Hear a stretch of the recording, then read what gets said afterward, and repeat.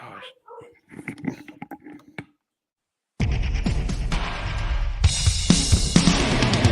Welcome to the show. Let's see what has been happening in the wrestling world. Welcome to the show, where comedy meets wrestling by fans for fans. The Two Counts, always the best guests in Midwest. The Two Counts, wait time guaranteed because we're the best of the best. Meet B-Games and JR, Top Shelf Tommy, we're about to start. Welcome to the Two Count. It's time to dig deep into the wrestling world. Welcome to the Two Count, where comedy meets wrestling by fans for fans. The Two Count.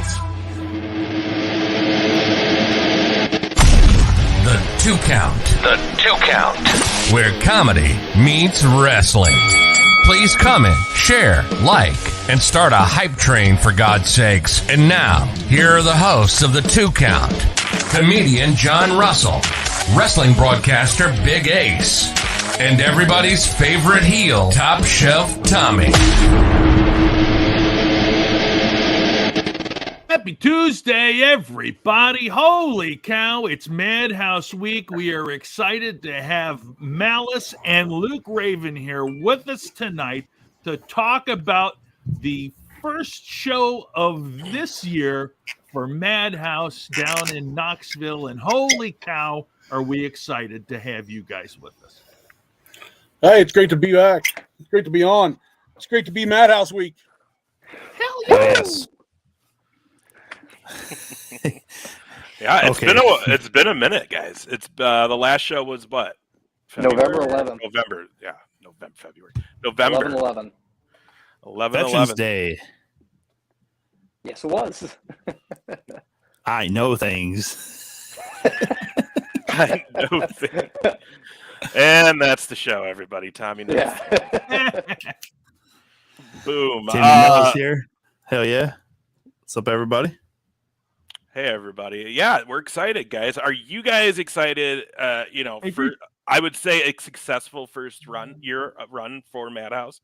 Are we excited to kick year number 2 off? Oh, man. Yes, very much so. Yeah, we've been having a itchy trigger finger for a few months now. When we discussed having a winter break, and it is a good idea. I think we'll probably do that every year. But what we realized maybe in mid-December was that maybe we don't need 5 months off. So we use the time wisely, and we have multiple things planned. So hopefully everybody that comes to this show and the following shows can see that the time off was used wisely. I don't know, Miles, if that's how you feel. I'd assume so. I don't do anything wisely. I'd agree. Good point. Well, that took a hype train for that to happen. So if you want that to happen again, it's gonna take more hype trains. And honestly, Tommy's hype trains and his chops put us all to shame. So it'd have to be a good one. Oh, this? We need to get. I want to do these. Yeah, that's all that it says right now. And then hopefully we're gonna get something on the back that is the Madhouse logo that says like inmate and then an inmate number. That's kind of Nice. the idea behind it. Yeah, it's just a black hoodie, right? Well, Do you have other than at shows? Can people get stuff online? MadhouseWrestling.BigCartel.com. Nice. is that where these sweet Boom. hats are at? No, those sold out. These things sold out. Special within- edition, limited edition. Yeah, these are no longer available. These things sold out, I think, before our second show, right, Miles? Yeah, they sold quick. Yeah. Fuck yeah, they did. We might have to re-up those. They saw Top Shelf wearing one on a show, and they're like, "Fuck yeah, I gotta get one of those." That's what it was. We didn't sell a single one until you wore I mean, one on the show. it's definitely not true because you sold a lot that first show, which is great to be back there at the Countryside Wedding Event Center in Knoxville, Iowa, which is going to be the only thing I say nice about Iowa this entire show. Okay. Great. You know what else you guys do though for your shows merch wise? That's always very cool. Is you guys always get like a special poster made for each show, and they're always really badass. And you guys usually put some of the limited editions for sale. I'll point to it. So yeah, that's it. Juan of the Dead. He designs most of our posters, and this time the posters are going to be. And this was Malice's idea. I don't know if I'm going to blow up Malice's spot and let people know that he's actually a good human being. You're ruining my bad reputation. Yeah, I'm blowing up the gimmick right now. Malice and I, as we've talked about, we went to high school. Well, we went to like elementary, junior high school together. We grew up together. And there's a couple people in our hometown. The mom I graduated with, and the dad was in Malice's grade, and they have a son, a 13-year-old son, they're from Corden, Iowa. He was diagnosed with cancer this year. He was 13, diagnosed with cancer. And that fucking sucks. And they're good people. They're great people. And so this right here, this poster that you see is going to be sold at the show. And this was Malice's idea. And that every single penny from that poster is going to go to that little boy, that 13-year-old boy, so that he can buy himself something cool and get some joy in his life. He's going through treatment. He's doing better now, which is great. You know, he's getting there. We want him to keep fighting. And so we're hoping that if we can do the little bit that we can and sell these posters, and hopefully we sell out, that he can go out and buy himself something real badass from Madhouse Wrestling fans. So anybody that's watching, listening, if you're coming to the show, or even if you're not coming to the show, hopefully we can put those online if we don't sell out. And those will be going to a 13-year-old battling cancer from Corden, Iowa. Make fun of that, Tom. And I just want to add on to what Luke said.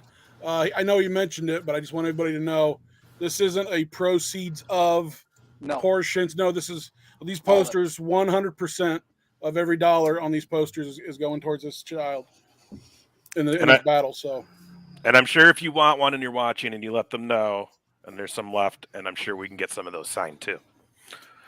Well, literally, well, I mean, Luke, just to let you know, I'm not trying to make fun of you at all, because I am not heartless. I may be callous sometimes. I may be a bit of a dick, but I am not heartless.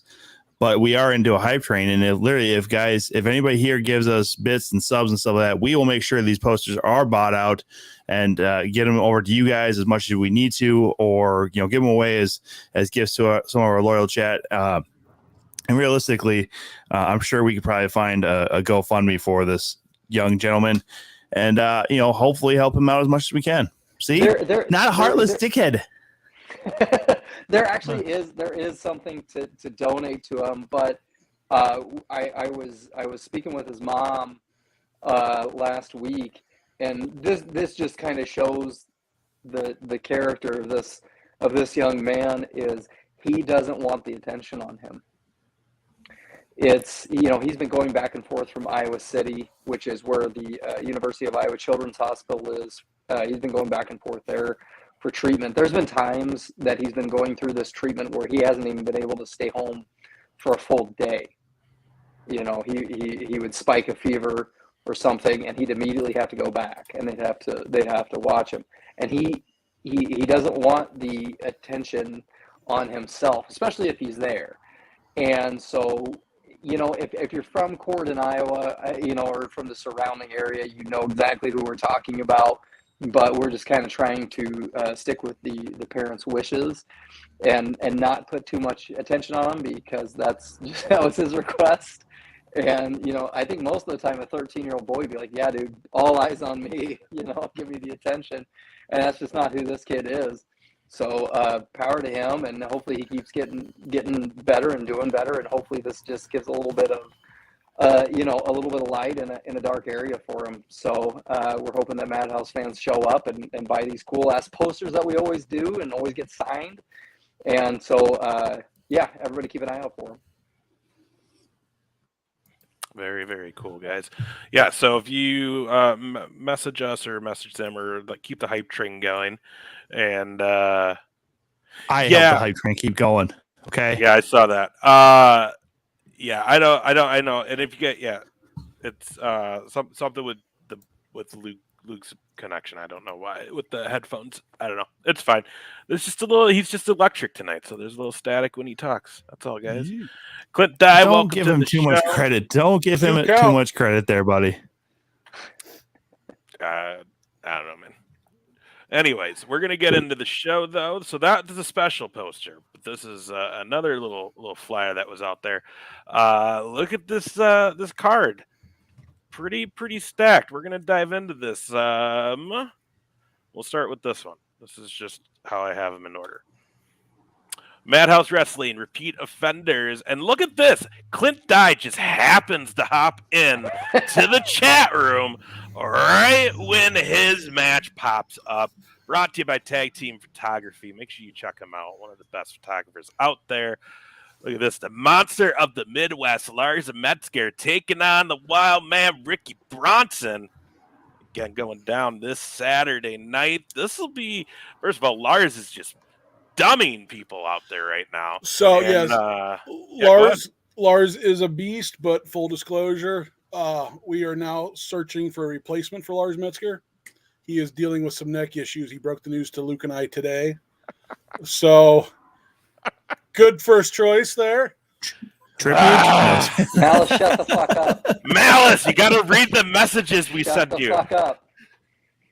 What messages? Oh, Jesus. No, I want We're to already read off it. I want to see Saturday's him already read off the it fucking rails and it's Tuesday. Just so he could be like, oh, shit. Man alive, this is great. Fucking Saturday's off the rails and it's Tuesday already. 2 Count Tuesday. This is what happens, everybody. This is why you got to come in every week and see what the hell's happening, guys. No, nobody is going to go. The 3 people going to that show are not watching this one. So I'm not. Don't dummy it up now. Don't try and dummy this one down. Come on.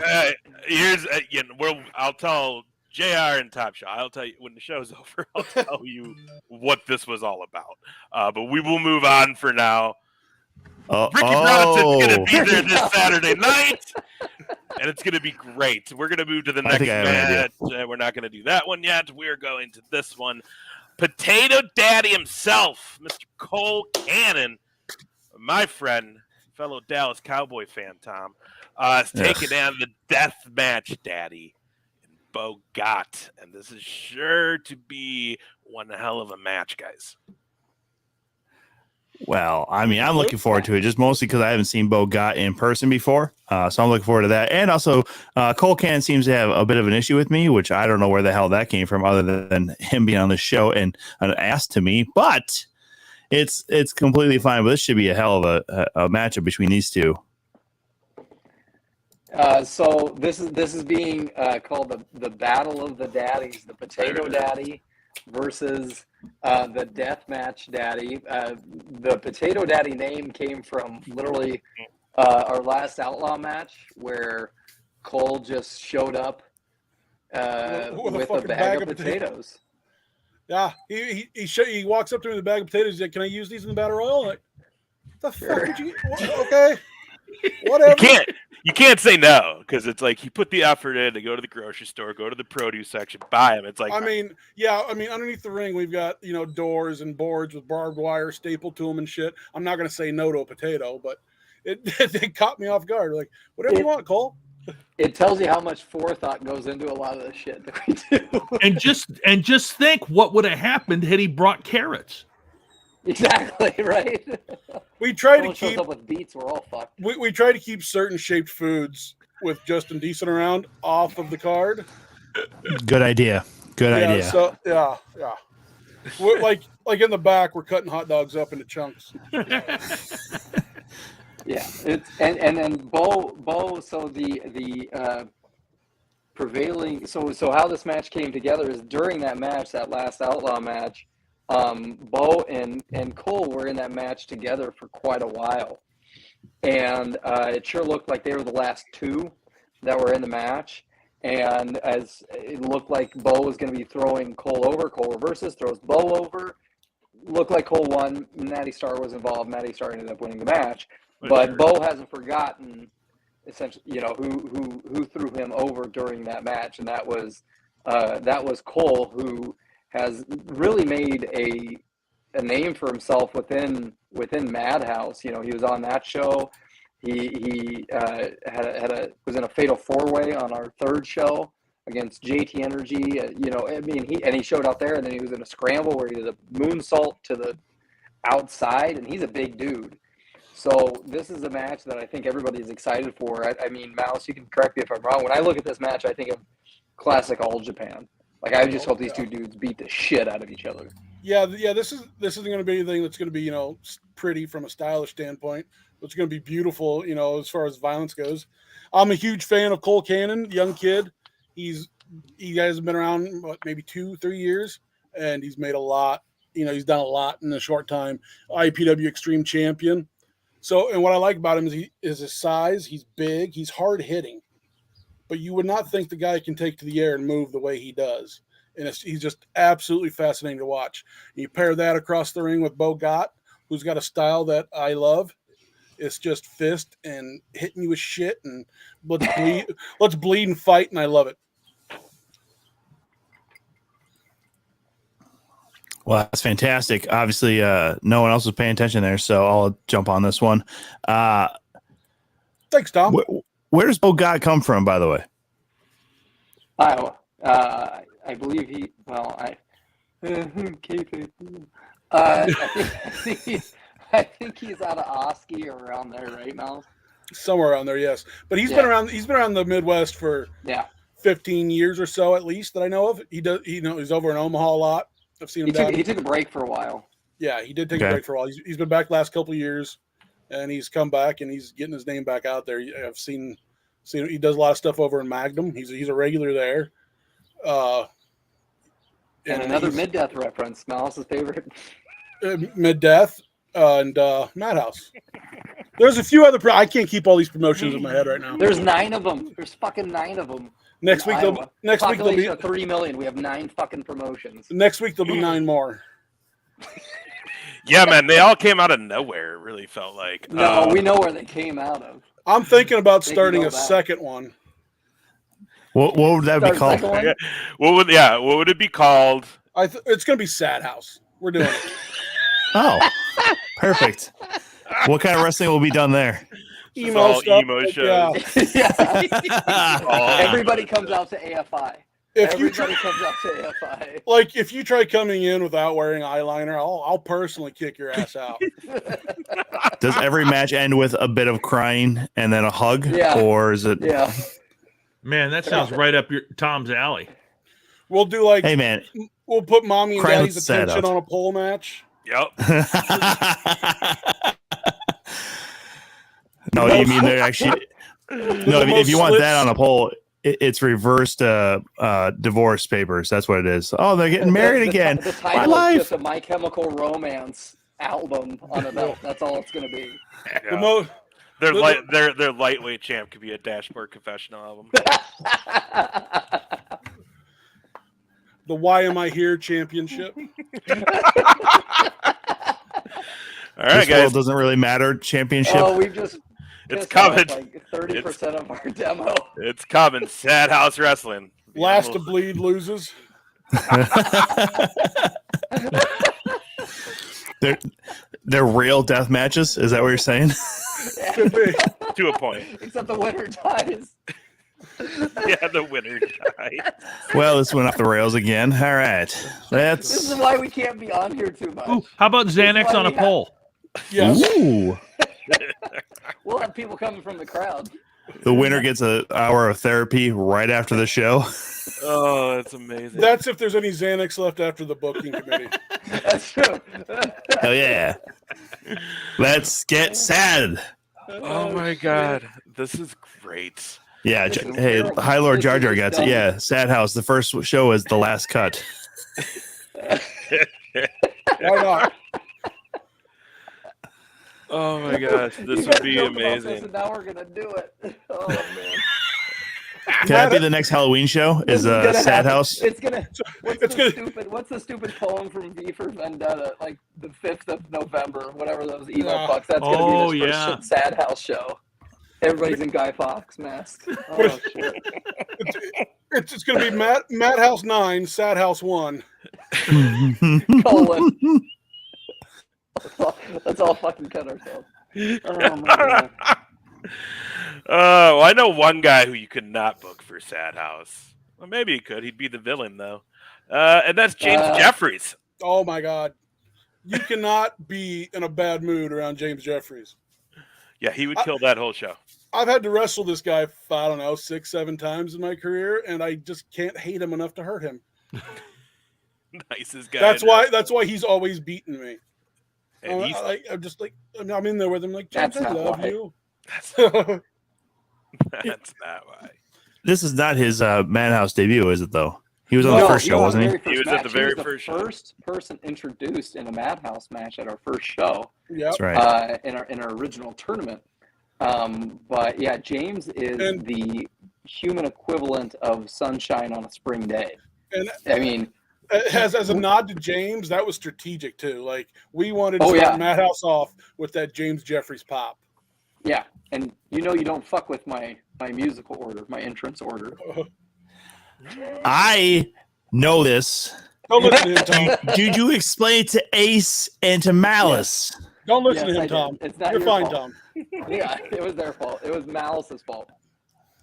I know. Everybody's aware of the backstory. Now I just have to know. Like, I can't ask for any opinions on the show. Like, unless you both are there together. That's the only time I can ask these. If it's on the fucking paper, it's not changing. Like if it's on the run sheet, it ain't changing. I didn't know there was paper. Yeah. I was gonna say I don't think I had a run sheet. That was the thing. That's why I was asking Malice. Anyways, I was using a bowl the whole night. There's paper. Malice just used his own blood actually and writing on the walls. That's how he was doing the marker. For a sec? What's up? All right, here we go. James Jeffries, Nasty Nick Nolan.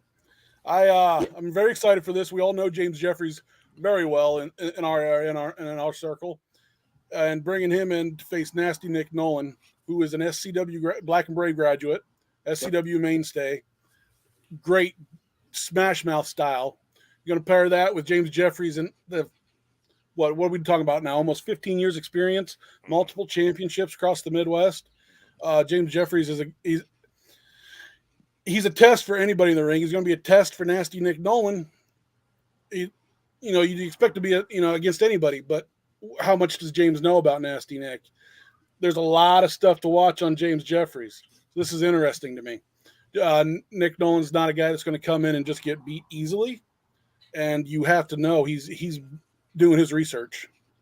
Yeah, I think James is a guy who obviously comes with credentials, and I think we talk a lot about who is the measuring stick or who's the guy that you got to get past to be sort of a mainstay in Iowa. Who is that guy? And that's always been James Jeffries is in that conversation. And so with Nick coming in, and he's been on the Illinois side a lot, and he's been doing a lot of damage over there and won multiple titles on that side of the Mississippi. But the thing is now is he's coming over to our side, and he's going against the guy that, like Mal said, there's a lot of tape on it. There's a lot of tape on James Jeffries, but James Jeffries is someone that even if you prepare for him, he is such a student of the art of professional wrestling. No matter how much you prepare for him, he's already prepared for you, right? Like he's someone that's already going to have a reversal to the hold that you thought of. That's how good he is. That's why he's someone that trains other people. And so when you put two people like this together, Nick, who's obviously looking to make a name for himself, and James, who is probably really trying to get into the Madhouse title picture, there's really a lot more on the line than just a first-time matchup might indicate. So that's what's fun to it for Malice and I. Yeah, I'm excited. I've not seen Nick Nolan, so I'm excited to see that. I'm sorry, but that's hilarious. I had to put it back up there. No, I think he's lying. I mean, I don't know. How big is your wife and how hot's your dog? First of all, I think his wife had it coming. Oof.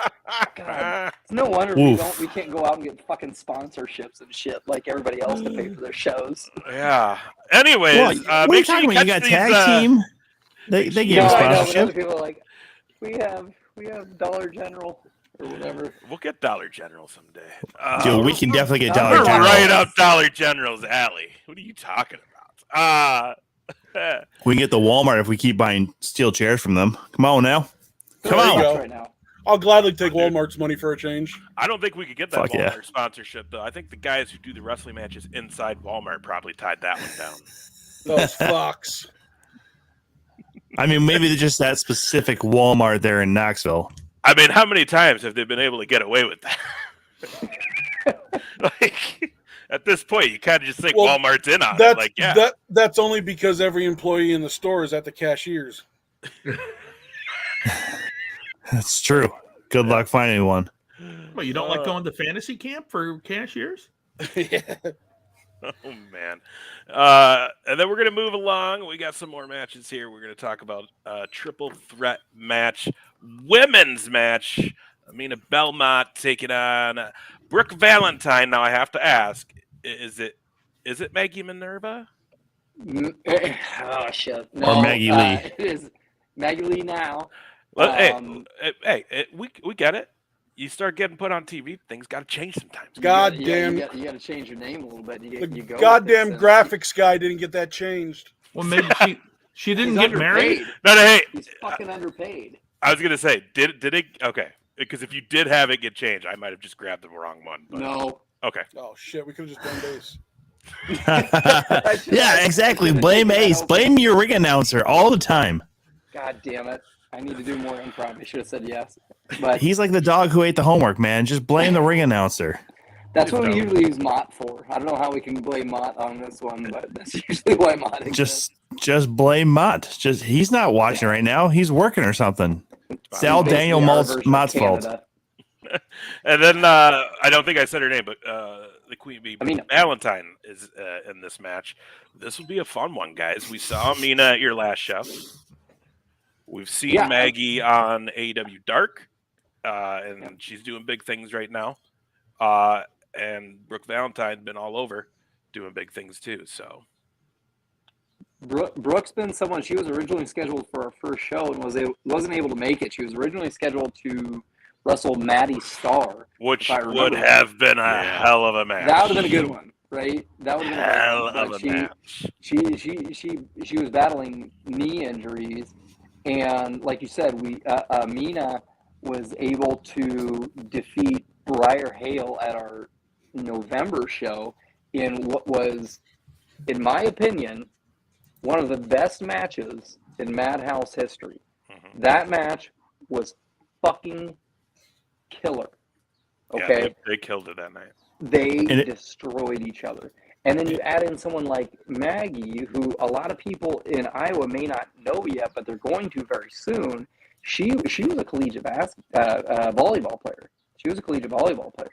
And so she's got a lot of athleticism. So her and Amina are both Black and Brave grads, so they know each other very well. But when they're going up against someone like Brooke Valentine, who's been everywhere on the independent circuit, they got a pretty tall task ahead of them. And I really think that it's three completely different styles that are going to mesh really well with each other. And this is this is my pick for match of the night. I don't know how Malice feels, but this one's going to be absolutely stellar. I agree with you there. I'm very excited. First of all, women's wrestling in Iowa and the Midwest has really been blown up this last couple of years, and I think we all welcome it. And to have three of the most talented on the card Saturday night, very well looking forward to it. I think it is up there at the top with match of the night.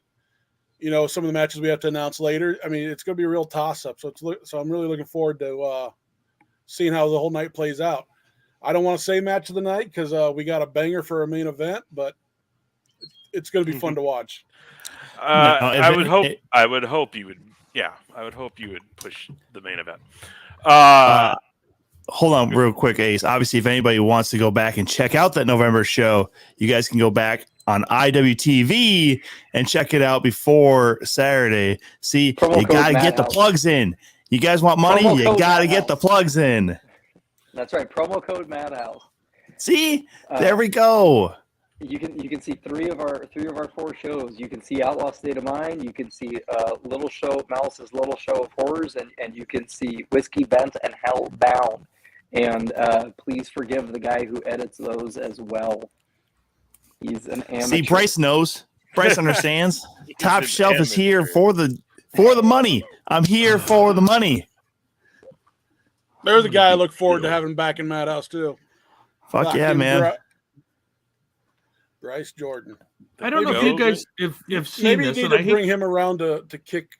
I need to get him to kick Luke in the jaw. That'd be great. I hate to interrupt, guys, but I don't know if you've seen this.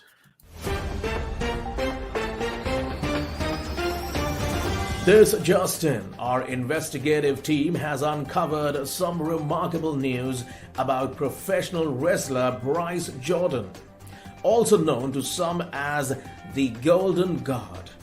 There is apparently an investigation regarding Jordan's propensity to kick a yet unnamed podcast host in the testicles. There is clear video evidence, but the question is what type of punitive damages might be requested? Monetary compensation? A public apology? Even a match with stipulations as requested by the kind, generous, and intelligent victim are all on the table. And finally, in the news, Top Shelf Tommy is still a douche. More news as it happens.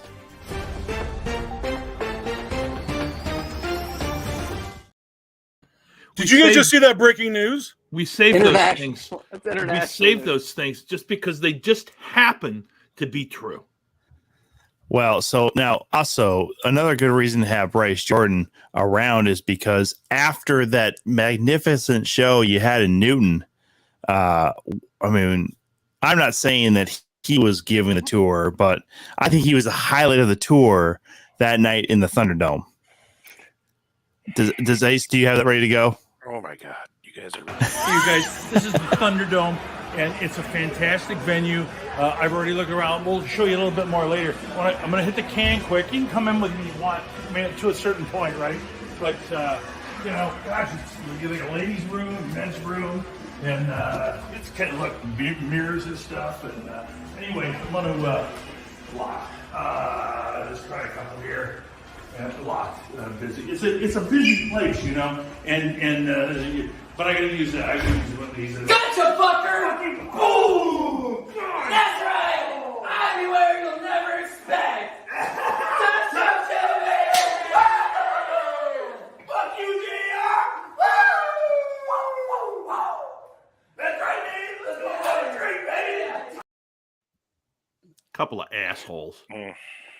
Number one, I think the only thing worse than Tom doing Top Shelf Life is the fact that he has other people doing the Top Shelf Life thing. Doesn't it make you ill? I mean, Bryce Jordan is living that top shelf. I mean, he's going all the way up too, man. I mean, come on now. You guys can't deny the fact that this kid's talented. All he had to do was aim for JR's shins to kick him in the nuts, though. Listen, it's not Bryce's fault that he's that old, man. It's not Bryce's fault that JR's that old. Never has been. Keep an eye out, JR. I'll just tell you. Keep an eye out in those bathroom stalls, say in June. Oh shit! Mm-hmm. All right. Okay. Fair enough. I'm gonna start. There may be something about that later. Hopefully, Malice has that ready to go. Maybe I might have to start using a cane when I come to shows. Clint loves you getting kicked in the nuts. I know. I mean, my God, Clint, I thought you were a nice guy, not a, Clint's very talented. He's a very nice man. He also knows what's funny, which we all do. Get kicked in the balls, funny. Don't take it personally, JR. It's a kick in the nuts. I know. I mean, you're Hans Molman. It's just the whole. It's just the whole thing. It leaves a terrible impression on most people. Most people are on my side on this too. I'm pretty sure. Particularly when my co-host is in there just cheering him on like an ass. Maybe you hide out in the bathroom next time for Bryce to come in. Well, I'm afraid I'll be in there, for quite a while. You're gonna have to stay in the room. Yeah, I'll tell you what. He's back trying to raise his leg up that high. Come on now. Yeah. I tell you what. Are you what. trying to say Bryce's balls haven't dropped? I'm just saying JR is fucking old, is what I'm saying. Fucking hurt his back trying to fucking raise his foot up too high. It could be two things. Let's stop picking on JR. He's not that old. And I loved his work on Tales from the Crypt.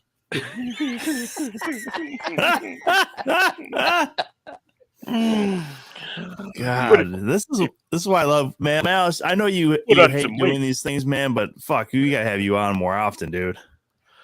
Well, the sad news is Malice said this is his last Tuesday. Tuesday. Yeah, they're changing my goddamn schedule again, so this will be my last Tuesday for a while. So I figured I'd jump on tonight. Be good, Take care, Clint. We'll see you Saturday, Clint. Thanks, Clint. It'd be fun is if we actually just put JR and Curtis, what's up, and the Golden God there in one of these matches. One of these dog collar matches like maybe we're gonna have. Ooh. How funny would that be if we had right? I don't know if there's anything funny about a dog collar match. Bryce and JR in a dog collar match. I would pay to see that. But we're gonna see this one on Saturday night. This is a feud. These two, the history between these two, ABB and Ugly, and the fights they've already had. It can only come to this, right? A dog collar match. I seen you guys already got the chain and Ugly, and I'll have to see if I can get it while you guys. Ugly and Malice have had a dog collar match. Yes, yeah. Ugly and I have about every match you can think of. Yeah, shit. I'd say that dog collar match in IPW. I don't know if that was that the second to last one. I think the last one was a cage match, right? No, that was there's a string of them. I don't remember the order, but the dog collar match was probably in the middle. Yeah, I think that was the highlight for me. Yeah, was the dog collar match because it was the dog collar matches. And if anyone's a historian of professional wrestling, everybody likes to say, oh well, cage match this and last man standing match, whatever it is. For me, if you look at feuds that are, bitter, it's dog collar matches is where things escalate and sometimes completely end. That's what you got up right now. No. Yep. Yeah, we're gonna hear from Ugly real quick on this one. Still fits. Aaron Von Baron.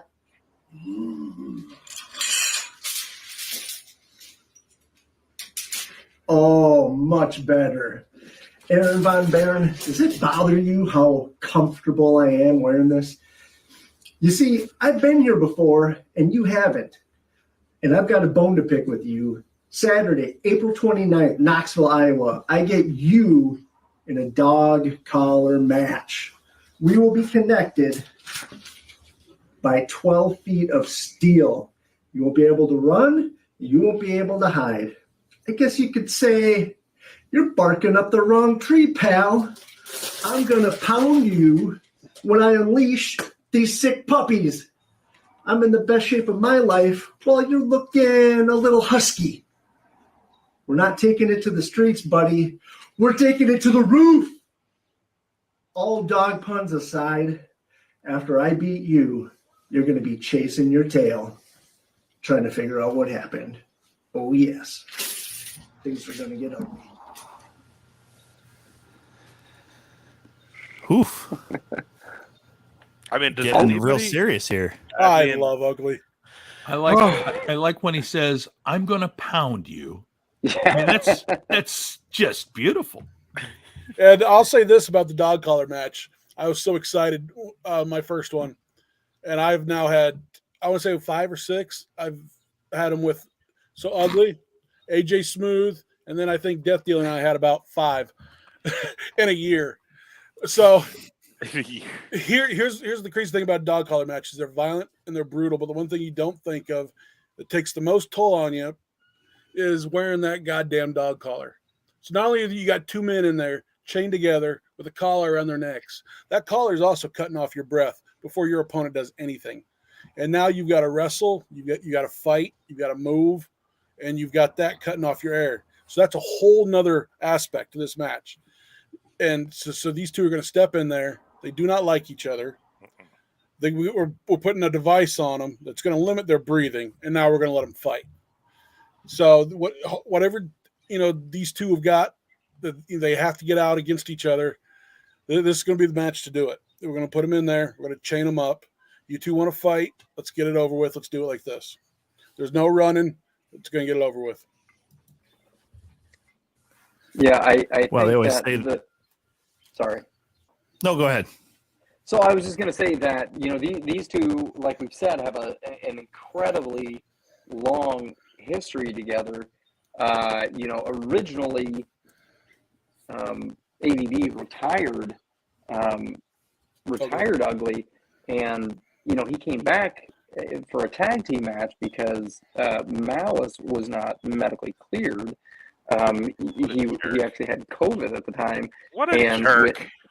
When ADD caught wind of it, he showed up. He bought a ticket. He ended up getting involved, and that kind of set off a domino effect that we haven't really been prepared for.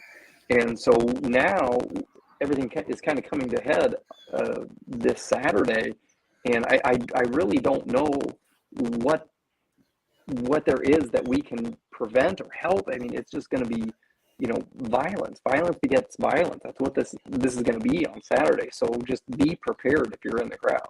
Yeah, get out of the way if these two come anywhere near you. The last one was a Falls Count Anywhere match, and they did go everywhere. It was I Quit. I Quit match. Sorry, yeah, that's right.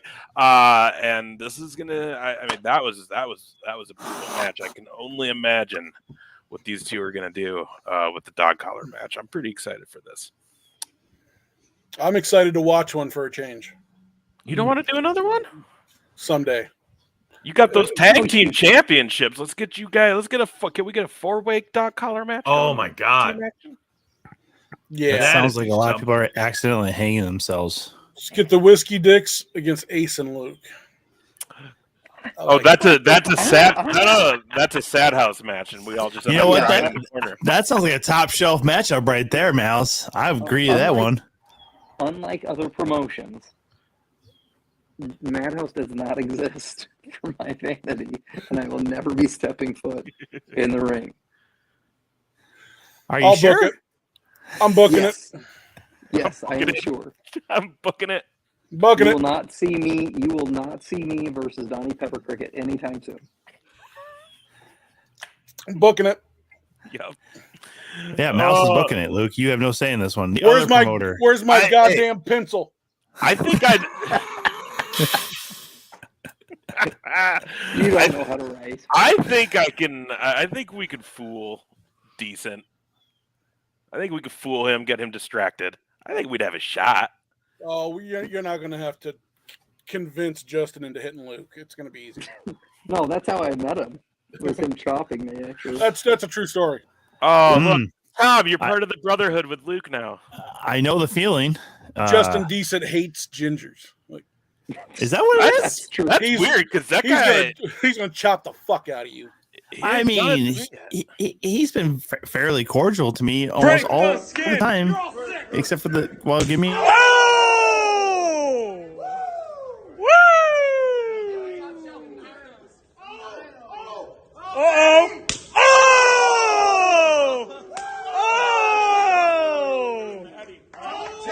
Get in there, Justin. Justin, the camera only has a certain amount of time. Get in there. Oh! shit! Oh shit! Oh shit! Oh no! Now that never gets old. I want to Venmo every one of those guys some money. I don't know if Matty Star should get any money, to be real honest with you, because he came in and that first one I was ready for, but then he just gave that second one, and I'm like, dude, come on, man. You know what I love is I love that earlier in that night when I was like, hey, Zay, don't leave. We got to do this video bit later at the end of the night after this show. Maddie overhears it and is like, I want to chop Tom. When we did it at the end of the night, I didn't even see Maddie. He was nowhere to be found. Like, I don't think he came out of nowhere. Inside. He must have just happened to walk back into the building to see Zay because he came running out of nowhere. He was not supposed to be involved in that. I say it could have been a situation where he wasn't even booked and somebody said chop Tom and Maddie shows up. I'm there. Waterloo, you say? I'm in there. All right. Yeah, so that was a lot of fun. Yeah.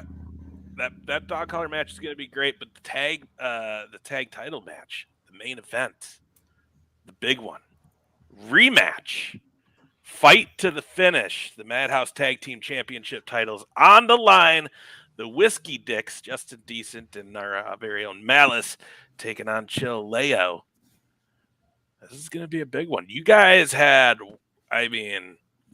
first of all, I thought these two guys were going to die from alcohol poisoning because of you and Justin Decent. That was the strategy. It almost worked. It almost worked. The force feeding of that whiskey. Sissies. And also, we've realized if we do that kind of match, we need way more cameras because there was just so much going on. You guys were just that was an intense, crazy just fight that was all over the place. I mean, first of all, what more can you do to these two guys? You beat them. You got the titles. I mean, I don't. So yeah, we Cedar Rapids. The barroom brawl, they kept pushing buttons. They wanted to pick fights. Justin and I were more than happy to finally got around to giving them that fight in Cedar Rapids, and we did. We beat them. That fight was bloody. It was wild. It was thumbtack, barbed wire, and our intentions were to two idiots and to shut them up, and we did. We beat them. We took the tag titles. Afterwards, they wanted to go crying to management. And first of all, I was way too drunk to listen to him, so I just agreed to give him a rematch. So here we are. We'll give him another rematch. Justin and I, we're going to do the same. We're going to have a few drinks. We're going to hurt them. We're going to have a few more drinks. We'll share some drinks with them. We're going to hurt them some more. We're probably going to beat them with something. Who knows? Hit them with shit. Lots of shit. I might pile drive Max. I might pile drive Max Chill off the balcony. Oof. That's no short distance there either. You're Yeah. going to climb those stairs? Oh, fuck. I might have Justin pile drive Max Chill off the balcony. Luke, don't destroy dreams so quickly, you jackass. What are you doing, man? I'm just being realistic. Fuck you. What's at the top of is there whiskey at the top of those stairs? I'll run up those bitches. Your knees can't handle running. What are we doing? Short distances. Okay, that's fair. You know what? Hey, fair. Okay, fair. Adrenaline. Adrenaline, Tom. I just want to interject that barroom brawl that we had. We've done a lot of shit. Are you laying in a hotel bed? Yeah, I'm on a work trip. This is like very OnlyFans-ish. He's getting very cozy. Really. Why don't you unzip that just a little bit? Just unzip I don't know that. if this. Guys, if everyone Twitch. pays $2.99 right now, he will take the jacket and hat off.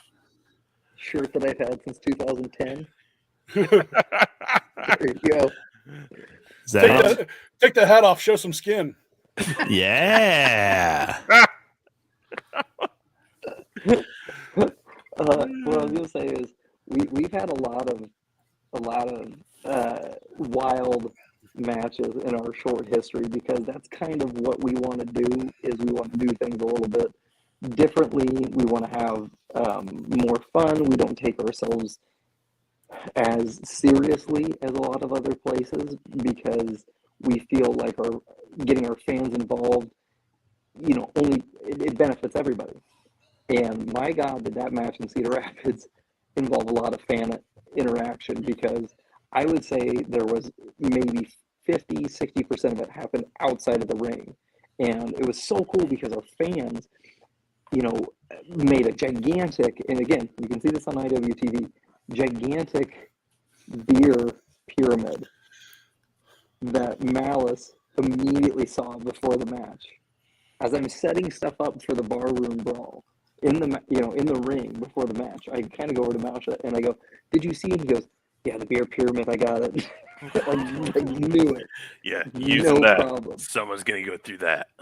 Oh yeah, and sure enough, somebody did. And like you said, there was tacks, there was barbed wire, there was whiskey, beer pyramids, hockey sticks. I mean, you name it, that one. And you should see what I have, Mouse. I don't even think you know what I picked up yesterday. There might be something that you would see at any frat party. And I got that ready for your guys' match. An object, an instrument that you would see at any frat party. Ooh. Beer pong? Close. Ooh. Beer bong. Beer keg. I found one. Oh my God. Dude, I So remember someone's gonna making butt my chug own. something. Ah! I won't be just like Cena. No, during the match, Malice. During the match, not before. Okay. Yeah. Let's bong Let's bong it up. I love it. It's gonna be an amazing match. Dude, I hope Bryce is there. Come down, Bryce. He's only like 16. Bring Shanky, baby. Yeah, that could be fun. Yeah, they could Shanky, be the baby. next. The boys might be your next challengers, or the next challengers for the belts. Who knows? I'm looking forward to bringing the boys back. This is the one thing I've told Luke and I've talked about. As fun as promoting and putting these shows on and shit and booking them and writing them, the one thing I do hate is that I cannot have everybody on every show all the time. So one thing we want to do at Madhouse is we want to bring in the locals that people know with a mix of outsiders. And then, we can't have all the, so we're trying to just have a good, mix and blend on every show. So unfortunately, there's shows I can have Shank on it, which I love having Shank and the boys, any number of people I love having around, not just to have them in the ring, but then to hang out, during the show, after the show. But, it just doesn't work that way when you're trying to have variety. So yeah, no, we're gonna have the boys back. We're gonna have Shanky back. We're gonna have the Golden God back. It's just not a matter of if, it's just a matter of when. Well, and you bring up a good point there. Obviously, with the number of professionals you've been able to bring in, the likes of Arjun Singh, AJ Smooth, Yes. Manders. I mean, you honestly, the list that you have had, not only just with Iowa based or Midwestern based, but just bringing in even Brooke. She's been around so many different places. Yeah, Mance. Yeah, exactly. I mean, Bogot. Even again, the mix that you have had is very impressive, and obviously you're doing the same thing with this show with Nick Nolan and Amina Belmont and Maggie Lee and all that sort of stuff too. Really trying to blend not only people who have gone through the vault there as far as training, but some with Black and Brave and really a lot of different people through not only Iowa, but like I said, the Midwest too. So, I commend you guys too, as far as making these cards memorable, first of all, but then also, really trying to expand what Madhouse and what Iowa pro wrestling is really all about there. Yeah, thank you. That's like the second nice thing I said about Iowa, so that's probably enough right there, isn't it? Because I'm feeling gross right now. Because honestly, I could use all vault trainees and graduates and put on stellar shows. But we want to bring other people around for the fans and also for the workers. We want to bring people in to work with them, give fans new matchups, just rotation of different talent. Well, that's the goal. And you only get better by working with different people, right? You only get better with working from someone from somewhere else who might even be better than you. again, this is maybe pulling the curtain back a little bit, but it goes with anything. It doesn't just go with wrestling. It goes with sports or anything. You get better when working or playing against someone who is different and maybe better than you, more skilled than you, more senior than you. That's how you improve your own skill set. And so that's one of the things. It doesn't only benefit us and the fans. It does benefit everybody else. That's the other workers that need someone else to work against. Who instead of the same 4 or 5 people that they've been working against for the last how many years. So it just provides a lot of different fun scenarios that we can kind of play with. Literally, and I'm not even joking about this. I'm literally messaging about this with a worker right now. We get messages constantly, every day. Oh, you guys got a show coming up, blah, blah, blah, blah, blah. And so we try and do it. And obviously we try to do it in a cost-effective manner. But it's also just, does this person fit the Madhouse aesthetic?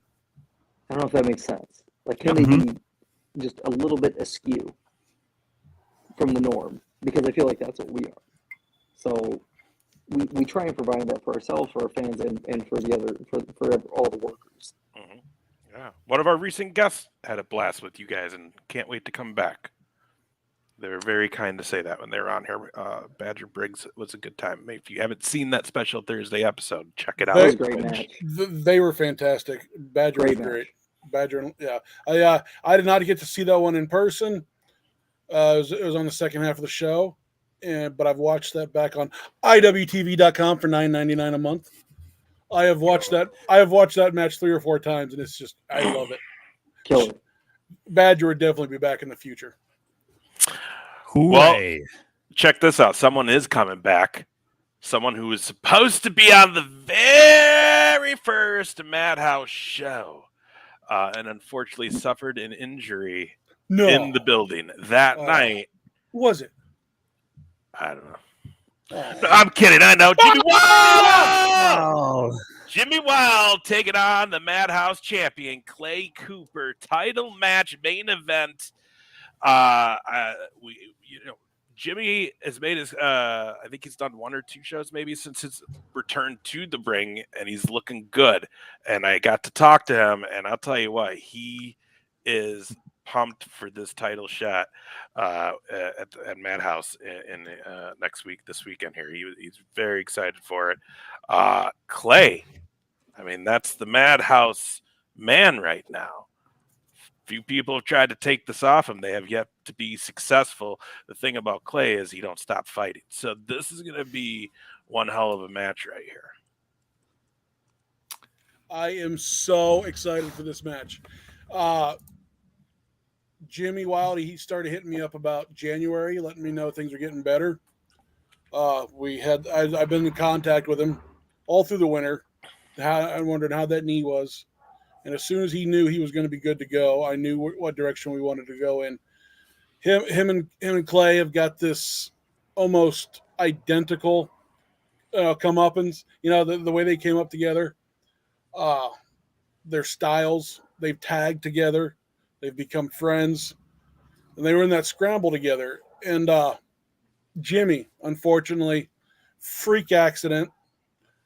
Entering the ring, does his hop and his flip over the top rope, and he tweaks that knee just right, And we noticed him limping pretty. And I thought somebody was messing with me at first. I'm in the back watching, and I didn't catch him limping around. Somebody comes up to me like, "Jimmy's hurt." Like the match hasn't even started yet. I'm like, "Shut up!" And somebody else comes up, "Hey, Jimmy just got hurt." Like, what the fuck? So we go out there and Luke and I are talking to Jimmy. Jimmy says he's good. I trust him for a minute. And then we kind of see him move around, and I'm the one that made the call. I told Jimmy he's not working that match, and we pulled him out of that scramble. And I hated doing that. And I know he hated being pulled. I could see it in his face. He was ready to go. He's a top-notch performer. I could just see it in his eyes. He didn't care about his leg. He wanted to go. I'm the bad guy. I'm the one that pulled him out of that match, told him he wasn't going. And I'm glad I did, because we found out the damage afterwards, and it could have only been worse if we had let him. Here we are, a year plus into the future. He's got a match under his belt. He kind of worked off some of that ring rust, and I think, we talk a lot about, deserving title matches in Madhouse and things like that, and this match is a no-brainer to me. Jimmy Wild was a favorite to win that scramble.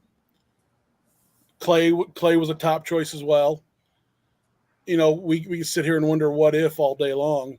Bottom line is Jimmy wasn't in that match. Clay wins it. Jimmy was on a hot streak then, and I hate that derailed it.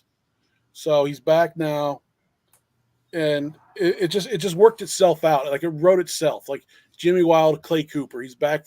He's going after that opportunity that he was chasing when he went out.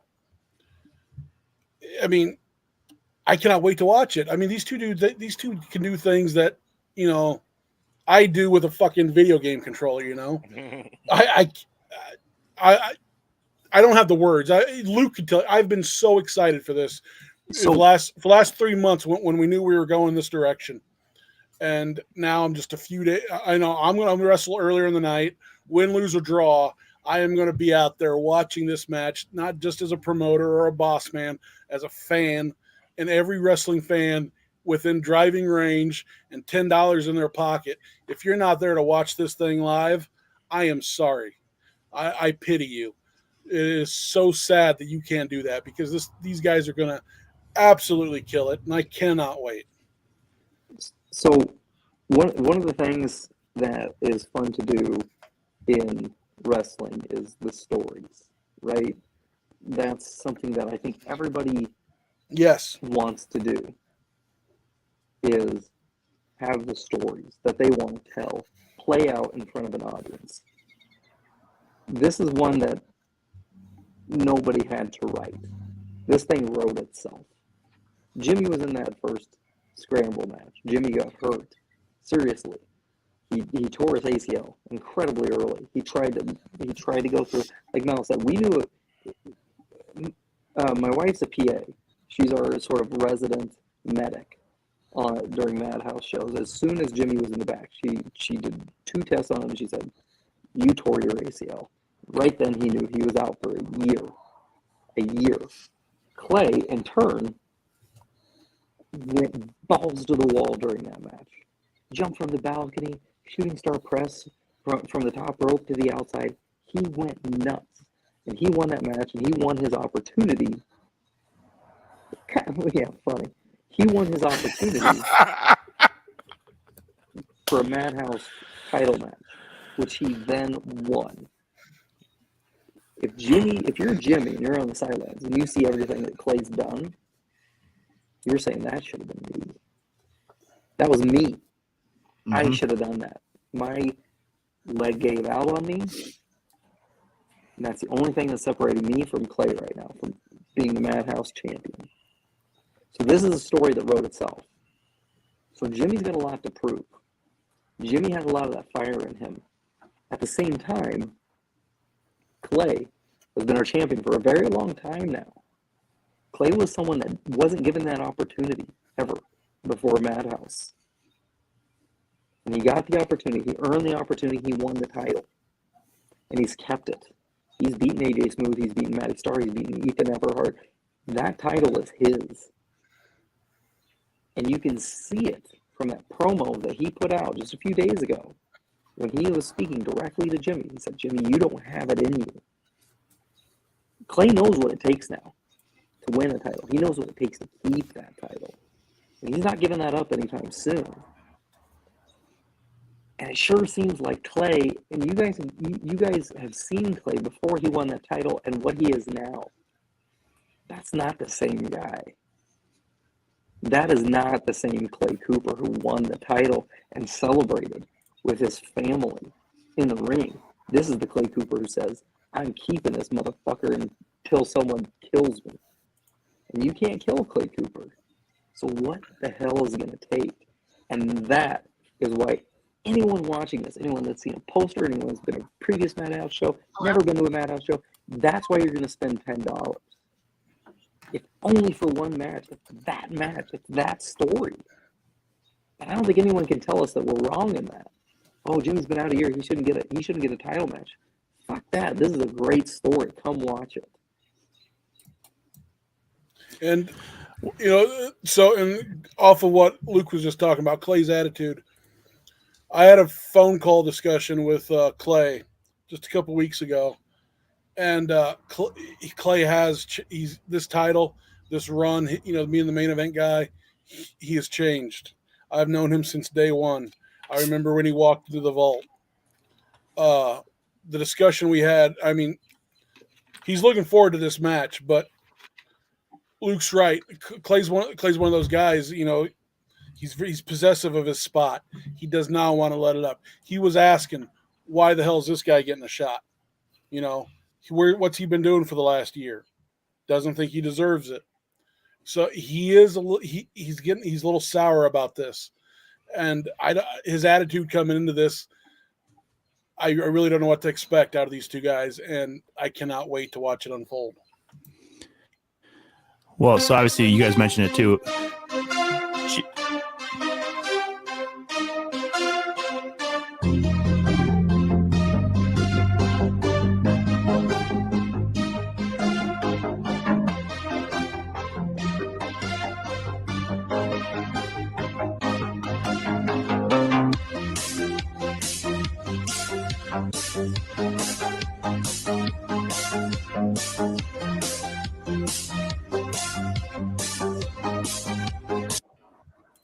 Very slick. Who made that? I think that may have been Brian in our office. I don't know how many of you guys are familiar with Brian. Brian Pencil Pusher. Yeah, Brian Pencil Pusher. He handles a lot of our direct messages. He does. Oh, yeah, we know, Dan. We know. I think it's my beard. It's all good. It's definitely not your beard. Don't blame it on the beard. There's not a whole lot of things you can blame on your beard, but that's not one of them. It's a pretty nice beard. So obviously, too, I just got to say a couple of things. I've said before, Jimmy Wild's injury, obviously pretty fluke. Personally, I don't like when I see anybody jump over the top rope as their part of their entrance into the ring. I've seen several guys, not only Jimmy, but several guys in Minneapolis and surrounding areas that have blown out knees doing that exact same thing. Yeah. But the one thing I know for sure to look forward to is how many balcony spots these two might have there at the Countryside Wedding Event Center, because Jimmy was the first one to do it with IPW a few months before your inaugural show there. And then when Clay did another spot off that balcony, I was like, this is some insane, dangerous stuff. And he looked like he had no problem doing it, but no hesitation at all. Yeah, both these guys like to jump off shit. That's for sure. Yeah. I'll tell you what, it's going to be one hell of a night. A lot of great action. Madhouse Wrestling 5, repeat offenders. Who's the brainchild behind the names of the shows, guys? Oh, that's a group effort. This one was Luke. Ah. Yeah. So that's what's fun is it's a lot of fun to have just Luke, the main guy, but other people that we bounce ideas around. Like, for instance, I say other people, Little Shop of Horrors, that was Mrs. Malice. Yeah. So, we just riff off each other. I'll throw something out there, he'll throw something, we'll counter it. Somehow countering back and forth leads a whole nother direction. And then we took the poster with his usual suspects, wasn't it, Luke? The poster? Yeah, this one was. It's kind of like we try and see a poster and we can't try and match a name with it, but at the same time, we've stolen two of our show names from country songs. So we are in the Midwest. It's okay. This one is also stolen from a song, but it's from a punk song. So there you go. Nice. It's gonna be one hell of a night, guys. I'm excited. Saturday. What is it? 6:30 doors. 7:00 is bell time. $10 gets you in the door to see all this amazing action. I'm assuming because it should be front row sold out. yeah, this is going to be one hell of a show, and we love being back at the Countryside Wedding Event Center down there in Knoxville. It's such a great It's Chris Stapleton and Hank Williams Jr. That's what we stole it from. So I would say not lame country. But before we go, I think Malice has something that he wants to show everybody. Only Goro would find that in the picture. Sorry, exactly. By the way, only Goro would see that. I think that's part of his match strategy. Dick punch. So we got we got show 5 coming up. Looking forward into show 6. This is something we've been working on for a while. We wanted to add something to Madhouse, something that may be an annual tradition. Show 6 in Newton, Iowa, June 24th. Is that the date we got locked, Luke? June 24th. Yep. June 24th, we're going to be back at the Thunderdome. We're putting on the Extreme Grand Prix. We're going to go with a 4-man tournament. Right here. I'm sitting outside on my deck, see if we have enough light left out here. If we get this bad boy up here. Look at that. Brand new title. Oh, come on, damn. You got a good shot of that? Yeah. Extreme Grand Prix. We'll put out a picture of it. Yeah. We'll get some pictures up on socials. So the idea behind the Extreme Grand Prix is we're going to have a 4-man tournament on June 24th. The winner, the guy who walks out, the Extreme Grand Prix champion, I mean, he's going to have the opportunity. Now, your first thought here is going to be Money in the Bank. He's going to have the opportunity here to cash this championship in for a shot at the heavyweight title whenever he chooses. The kicker is, until he chooses to cash that in, the champion of the Extreme Grand Prix tournament will have to defend this championship, giving whoever may beat him the opportunity to do the same. So it's you can win it, but you can't just sit on it because somebody might beat you for it. So you're going to have the opportunity to cash that in or defend it, lose it, someone else will cash it in. We already have our 4 contenders locked in for that tournament. Yep. And so it's something we're really excited with moving forward. And and there's also Champion's Advantage that if you don't cash it in immediately, yes, you have to defend it, but you do get an advantage in that when you have to defend it, you get to choose the stipulation of the match. So we don't have a lot of rules, but we do want to give the champion an advantage because you might want to wait until maybe there's a weak champion or a weak, maybe the champion at the time is weak, just got beat up, but you have to defend it until then. And so we need to give you an advantage to try and be able to hold it. And in doing so, you get to choose the stipulation: cage match, ladder match, last man standing match, loser eats dog shit match. I don't know, but that's going to be your champion's advantage. Nice. Very cool. This is exciting news. Yeah. Breaking here, right? This hasn't been announced on the socials yet. All right, breaking here on the 2 count because this is where it's at, everybody. June 24th, Thunderdome, Newton, Iowa. Newton, Iowa, Thunderdome. I'll be there. Outside. Ooh, fingers crossed, possible outdoor show, which means maybe things will get super crazy. And I'm excited to see who these 4 participants are. Spoiler alert, JR, we signed you up as one of those participants, so get ready for some hardcore action. Two of them have competed in Madhouse. One is a champion elsewhere, and the other is an IPW grad. Mixing it up. I'm excited for that. So mark your calendars for that. I'm sure we'll let you all know when tickets for that are up and going for sale. I would assume after this weekend sometime those will be awesome, guys. And I'm sure this is just the tip of what you guys have planned for the rest of the season here. Well, actually, one thing I would like to do is I want to thank all of our first row tickets sell out quick, and I would like to. So at this show, we're going to give all of our first row ticket buyers the opportunity to buy first row at the next show. Very nice. Yeah. I love it. I didn't even Smart. know that. Looks like what the shit. You should check your messages, Luke. Got him. Tell me that you sent a message about that. I dare you. I'm going to tomorrow. Watch him figure out how to like break in and actually make it look like it was from yesterday, though. Everyone just never thought Malice is a hacker. Boom. Oh, I can't wait, guys. I really can't wait. It's going to be a good time. I love being part of Madhouse, so I appreciate it, and I appreciate the fans that come out, and we're going to have a really, really good time. Tommy will be with me. JR's a loser. Not coming. I'm old. I can't help it. I'm old. I can't help it. Yeah, you can. You can Plus, just not act old. First religion. That's always a possibility at all of our shows. It kind of is. Happen. Yeah, we have to beg the talent not to throw the rings in the chair. Oof. The rings in the chair? Chairs in the ring. That's the whiskey talking? A lot of it.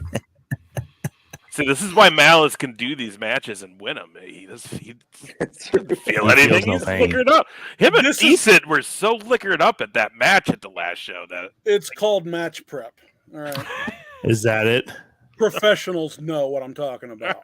If the team name is Whiskey Dicks, you gotta prove that true, don't you? Oh yeah, you have to. You can beat the hell out of us, and we're just gonna keep coming back.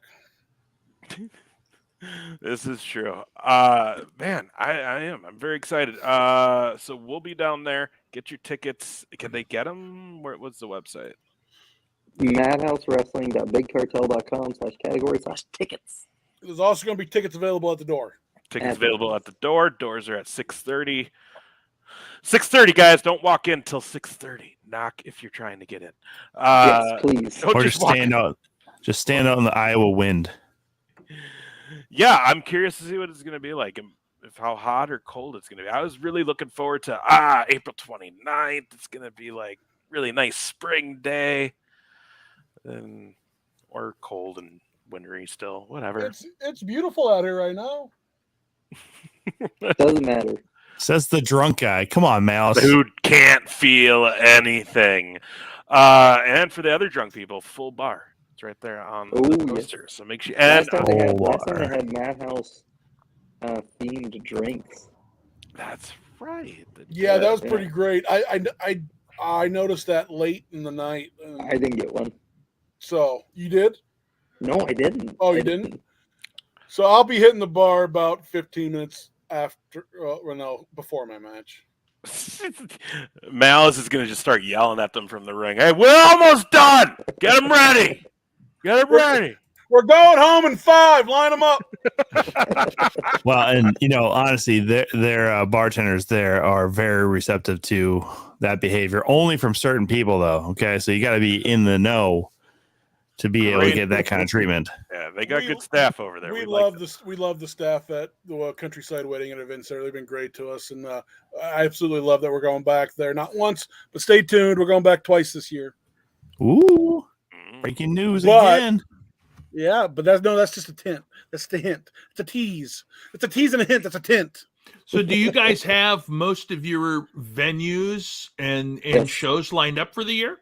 Everything that we know as of now is booked, yes. Nice. There's one we're working on. We are working on a surprise. We're working on a surprise, but yeah. Well, it's not a surprise now because Luke just said. Well, if we don't do it, if we don't do it, surprise. Okay. Yep, there you go. Surprises aren't always positive, John. Well, that. I mean, we at Madhouse do not. I mean, we will let you down just as much. You're confusing them again. That's Sad House. Yeah, Sad House. That's the purple brand. And then when that get canceled for all the wrong reasons, then you'll start Bad House. Yeah. Right. And then you'll have like Cat House, which is like an 1890s themed, just a Victorian area fucking noir or whatever. I don't know what the fuck I'm saying anymore. Just want to jump to that one now. The cat house. Haha. Okay, let me ask you guys this then. You do have a lot of your stuff that's planned out for the year already.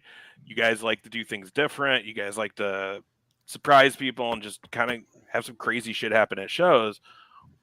What's is there anything that you kind of were going to maybe put in motion, then it didn't happen? And is there something that not going to happen this year, but you're maybe hoping to happen just sometime in Madhouse? Ooh, Bye, Luke. Okay, I'll take this one. His battery probably went down on his phone. There we go. Oh, there he's back. All right. Sorry, my wife and child were calling me. Did they not know you're on a show? Who? What is more important to you, sir? So, I've been with my family. One of the things we haven't been able to do is get live music yet, and I think that's something that we're still trying to pull for, is to have some live music introduced into our shows. One of the things, I mean, there's a lot of gimmick matches and wrestlers that we haven't been able to get to a show yet that we're still hoping for. So I don't know if we want to really talk about ones that we haven't been able to do yet, because they could still happen in the future. But Malice had recently a very good idea. That's right. I won't give him credit, but he had a really good idea. I don't know if we want to. The best is he's looking up at you right now from our view on the computer screen, like he's actually yelling at you. Like, yeah. He had a very good idea that's going to be hard to accomplish, but if we're able to do it, it's going to be an incredibly fun show. I mean, Mouse, you can talk about it if you want. It's your idea. I just dropped a beer. Son of a bitch. But you know what? I'm going to keep my lips zipped on this one just until I can know whether or not we can pull it off. Can you give them a hint that it involves something that you love? Because if I mention it and then somebody else does it, I'm going fucking Columbine. Whoa. Whoa. That got us canceled. Guarantee that got us canceled or demonetized right there. Jesus. Sorry. Come on, Mouse. I know. Fucking train in the background. I'd be so pissed if this happens. And it's not us. Don't say it. You don't have to say it. Don't say I'm not going to say it. Don't say it. I'd rather it be a surprise. If you know Malice, it's like he has probably like 3 or 4 loves. And 2 of them you can see right here. It's wrestling and whiskey. And you can kind of get, if you know the third one, it gives you a hint of what we're trying to accomplish. And we have a spot, we got to figure out how to accomplish it. The logistics behind it, yes. Yes. So we're working on that. Okay. Well, I can't wait to tell you guys. Sting! Shut up, JR, you idiot. No, it's JR dressed as Sting. Damn it! Fat Surfer Sting? Can we call it that? Fat Surfer Sting? Stung. Everything's just blown up. Swelled up Sting. Yeah, I kind of like that though. Stung. That's pretty good. It's stung. Godly. Oh my gosh, this is great. Hover around Sting. Madhouse is getting a stripper. Malice is the stripper. Surprise! You're right. It's not a good surprise, is it? Just wait for that intermission, guys. Punishment. Oh my gosh. How about this? Who are some of the music that you've had eyes on that you would like to maybe book someday? Oof. There's been a couple. Josh Headley was one that I think follows us on Twitter, and we follow him. He's a country artist. Radkey, which is a punk band out of Kansas City. Let's see. Oh my God, I'm missing the obvious one. I'm gonna blank on his name now that he's been on your show. Oh, geez, Nerdy's one. Yeah, Nerdy. Yep. that we've talked about. There's a band in Texas I like called the Vandaliers. It's like a punk country band. I don't know, Mouse, are there other ones? He's drinking. Don't bother him. Oh, I'm trying to answer stuff. Okay. Well, no, Luke pretty much hit them all. We've really been wanting to. We're wanting to, at some point, to be able to do a show / festival. Have some music, have some vendors, have wrestling. We're looking to do some bigger things with Madhouse and to give fans some really cool experiences here in the Midwest. All my shit here is starting to die. I'm outside. Everything's beeping at me. That's amazing. Well, I'll tell you what. I'm just sitting here like my grandpa. Like, I don't know what to do. Like, what the hell? That's great. We only have about 30 more minutes left, and we'll be done for the evening. So if you guys need to head out, go for it. We can. The three of us can hang. If you want to hang. I know, Luke, you're on a work trip, so you're probably like, I gotta go to bed or do work. I gotta go. I gotta talk to my wife and kids. I gotta go to bed. All right. We'll see you. Remember, that's your partner who's saying that right there. I know. It's not even me coming at you this time. I woke up 3 hours ago. I'm ready for a nap. Fuck. That's the spirit, Mouse. Oh my gosh. Yeah. I can't wait. What do you guys want to talk about? There's some stuff with the AEW new show, and it almost feels like Punk's going to be the star of it. You got a bunch of unused WWE talent happening right now. Of course, the big one that's not even wrestling, but just big story. Look at that guy. Aaron Rodgers is finally traded to the Jets. Oh, yeah. Get that 1 year so he can come to Minnesota. Well, I mean, I thought Aaron Rodgers was fucking traded 3 months ago, but no, it was that. They've just always been talked about. Right. No, I get that. I'm just saying, like, for how long it's been talked about, I have stopped to care. And then when somebody's like, "Oh, he could be traded to the 49ers," I go, "You mean a trade again? Or what the fuck are we talking about here?" What if he did pull the Favre though? I just don't think the Vikings are going to do it. I don't think that they have the same mentality now, and I don't think the coaches.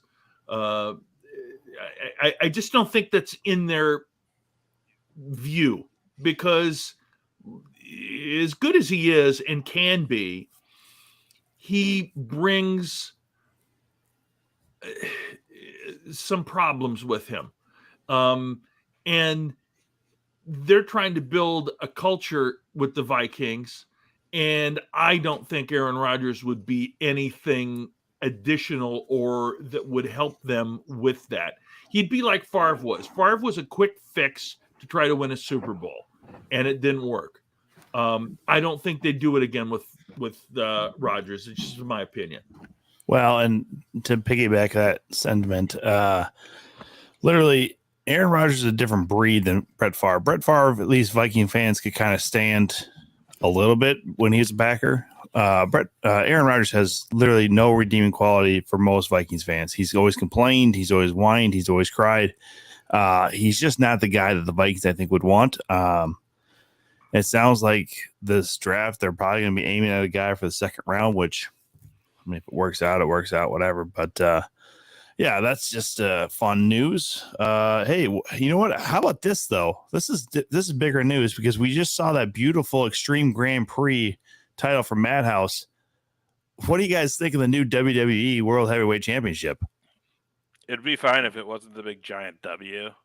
It's not horrible. They've done worse. Well, so it's also not like super awesome. Yeah, I've heard like a lot of people honestly, complain. it would have just been better if they brought Big Goldie back. Like I think, yeah. It's a mock of the gold belt or big gold belt a little bit. I heard a lot of people complaining today about the and I didn't watch any of Raw last night. I just saw that this was something that popped up on social media, but a lot of people have been complaining about that middle of the belt logo.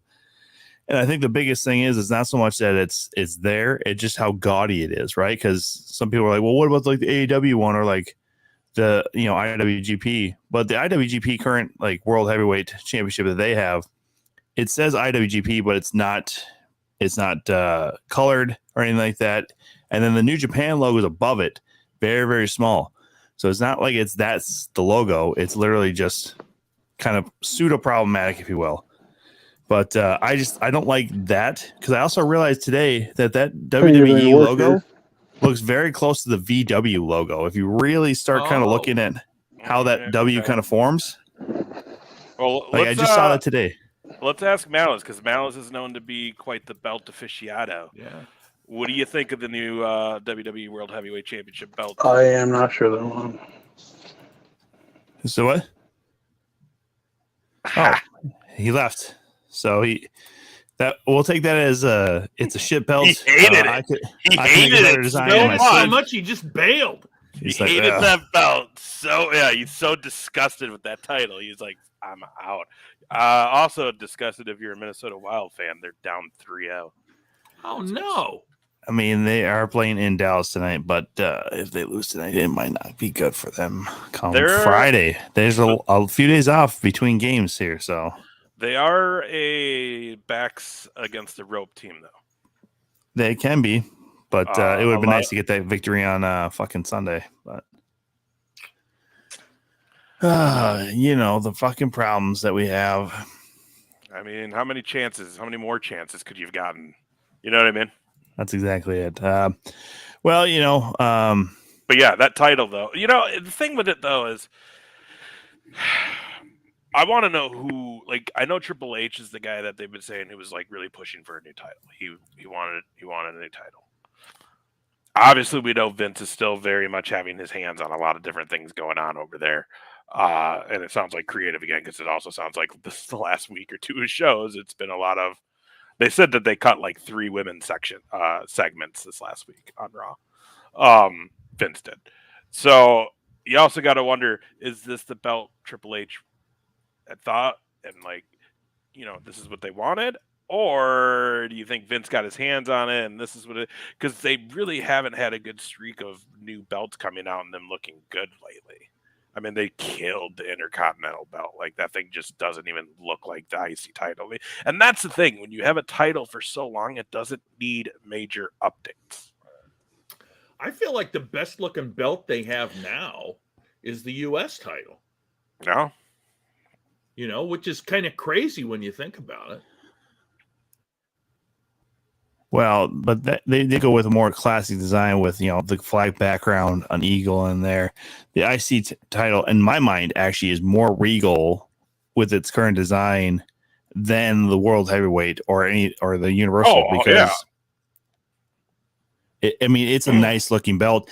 It doesn't match really what they've done in the past with the IC, where, it's more of an elongated belt as the main plate, and then you have some other plates behind it. But I also don't know how to share my screen where I can actually pull up this fucking picture. So in case anybody hasn't seen You'll never catch me. You'll never catch me. Tom, click the train's gonna take her out. Down at the bottom, Tom, there should be one that says present. Yeah. Oh, okay. Here we go. You are taking share ID lessons right now from JR, just so you know. Shut up. You guys see that? Somebody's smarter. So that's the general look, right? Like I said, it's not. I think hopefully it's not off. I mean, I get it, right? I get it. Like, there's always usually the globe or the world. You know what I mean? There's always like those elements, but here's the thing: he's absolutely correct that the one on the left absolutely looks like the Volkswagen. Pull it up again. Oh, you killed already? I did. I can bring it back. No, you're good. It isn't terrible, but it's just different. Again, where the hell did you go, Malice? I mean, he's right, though. It is better than what we had, though. Like, going back to a more classic design like that, though, where there's, the edging and the scripting, or not scripting, but like we have some structure behind the belt or behind the logo there, at least. I think that's better, but you still are losing a lot of where it says world champion right there, because it's Again, this is supposed to be their World Heavyweight Championship, so they didn't really finish the wording on it. The other thing that makes, because I didn't see Raw, so if this happened, tell me. But and first of all, the only draw under your name could not be more false. Fucking Dak Prescott sitting at the Dallas Stars game, loser. Anyways, damn, Dak Prescott got me all fucking pissed. I forgot what I was gonna say, asshole. You talk about a title belt? Yeah, I know. Oh, you know what I was gonna say is I didn't watch Raw, so I don't know storyline wise. Because so is Reigns still just gonna walk around with 2 belts as the undisputed champion, or are they gonna? Is Zach gonna get a new belt, or are they gonna take one of those away and he's just? And how can he be the undisputed world champion now? Like, you know what I mean? Because the other thing too is diehard wrestling fans and hardcore WWE fans know that those undisputed titles are always those titles being combined, the world heavyweights and then the WWE champion. So can Roman Reigns still be called the WWE undisputed champion? Or are they going to have to change this now? And he now will become the WWE champion while whoever wins this new title at Backlash? Well, if we've not learned anything about the WWE, it's that they can do whatever the hell they want and will, So even though we all know, listen here, I do what I want, damn it. It's just one of those things where they're going to do what they do, and for those of us that follow along and pay attention to it, we're going to pull our hair out, and they don't care. Well, and the other thing too is there's the talk is that with the draft starting this Friday, I think so. The draft started Friday on SmackDown. Mm-hmm. They're saying that this is, and I don't know how much this is true because it definitely seems like Vince has been getting his hands back in creative the last few weeks. But the talk is the draft was supposed to kind of be like Triple H resetting everything and putting the places where they need to be for what he wants to do. Yeah. Is that going to actually happen now? And if it does, I think Malice is right. I think you're introducing this title right before the draft, so like you got to change that undisputed shit back to just the WWE champion. But I hate that they just do it. Acknowledge that you're doing it because there's history with these titles. See, here's what I think. I think that there are enough, in the term is used, casual fans that watch every once in a while, and they don't follow along as much as the people that watch on a weekly basis. And I think those are the people that he's trying to attract because he knows he's got the people that watch every week. He doesn't have to do anything. He can do stuff that makes zero sense. And the hardcore fan is going to get irritated and angry and annoyed, but guess what? They still watch. It's very similar to the way that Rush Limbaugh did radio. All right? You either loved Rush Limbaugh or you hated him. If you hated him and thought he was a moron, you listened to see what that asshole was going to say today. Yeah. I mean, that's exactly what he's doing right now, in my opinion, because the people that are hardcore fans, they're not going anywhere. We've all said, I'm not paying for the network anymore.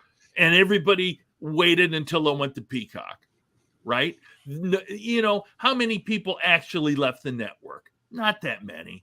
It's $10 a month. It's not that big a deal. And we would be mad, but we would still come back. And that right there is the key. Some of this stuff that he does that doesn't make any sense to us is just to see if he can somehow attract newer listeners, newer viewers. My opinion. Again. It's because I'm hip, damn it. Can't you tell? Look at my mustache. I know what's cool. Did you say you need a new hip? Yeah. No. I said, look at my mustache. I'm hip. Damn it. I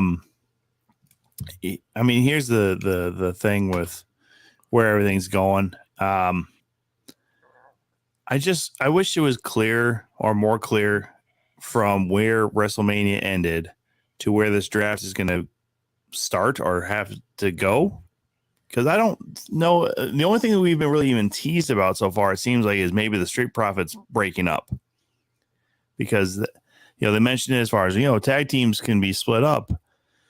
And it was like almost supposed to be like a passing moment. But, I mean, I think the reality is that they have to on that end. But there's just so many things that are just too up in the air. And, casual fans being what they are. And you're right. It is a weird time. You've got some major players who aren't there. Mm-hmm. We have Bray Wyatt, who's still out for this undisclosed medical condition, which at this point, it's like, okay, that's just a fucking cover up, y'all. Like, what's really going on? Oh, they don't like the Uncle Howdy shit, dude. Like, clearly they weren't impressed by where this was fucking gonna go. But then why didn't get enough airtime to it and shit? But then why let it go that long? Like, you should have cut it before it even got to where you were promoting Lashley and him at Mania. Because realistically, they should have actually just fucking dropped him completely. They shouldn't have brought him back if they weren't going to allow him to do his own creative and stuff. I mean, the whole thing. But you also wonder, like, how much of this was that movie producer, you know what I mean? Right. That they brought in, which is a guy, because they already said that his attitude backstage was he was above everybody back there because he does real work, not wrestling. You know what I mean? So it's like and again, you can't turn that into a movie. You know what I mean? You have to still remember there's elements of a live, basically theater. You know what I mean? So, and then you got people like Alexa Bliss, who just isn't being mentioned right now. Bobby Roode, who is under contract but not being mentioned, right? Like, there's key players that could be. LA Knight wasn't on the Mania card. Why? Like, oh, did I not mention that beforehand? Him losing to Bray Wyatt might mean that he gets buried and doesn't go anywhere. Oh, I think I did. But the thing is, wow, you were right about one thing. But here's the deal, though. He's still over. That's the thing. Exactly. He is. He's over through that. And that's why, because the thing was, no one thought it would be over. It was just too far. It wasn't going to get over, but it got over. So, yeah, he's over. But like, I genuinely thought when he lost to Bray Wyatt with that Mountain Dew blackout match, that it was over for him. Like, he's still over with the fans. How could you come back? Favorite. Yeah. How could you come back from a straight gimmick? Well, and that's exactly it. Where he's with the fans, people love him and stuff still, but where do you go when you lose a match like that? When it's still, in my mind, wasn't clear in the time anyways what they were going to do with Bray Wyatt, and now this just affirms again that I'm living that top shelf life. I know things, people. I know things. You didn't know how to share your fucking screen on here, and you had to ask this man on Twitch. Slow the fuck down. Hey. I'm learning because I've never had to fucking take control of StreamYard. Pump the brakes to your goddamn clown card, Thomas. You're not fucking anything. You're stupid. That's what you are. You fucking trash. You're fucking trash, Tommy. And I know, because I'm hip, damn it. I'm Vincent Kennedy McMahon, and I know what's cool. You're not. How dare Vince say that about Top Shelf Tom Wilson? But I'm just saying, like, listen, you can bag on me all you want for trying to get some little fucking help here and stuff like that, but I mean, at least I'm not fucking petty enough to not ask for it and just try and fucking wing my way around this shit. You guys weren't going to go find the fucking bell to show the fans. Huh? Yeah. Eat some crow, ace, you dickhead. I don't fucking care. I wasn't listening to you anyway. So let me get this one. He's not. Yeah, thanks, Dan. I wasn't listening to you. I don't listen to dumbasses talk. I'm above that, you fucking dick nose. Ooh, see, even Vince thinks you're a dick nose. He is a dick nose. Like Vince would know what a dick nose is. I know what's cool. I know what's cool. Damn it! I like how this still pops JR like an asshole. Because it's hilarious, and you know it is. You're the only person that doesn't. Actually, and that's not even true, guys. It does pop him a little bit. He just doesn't want to acknowledge it. That's what he's doing right now.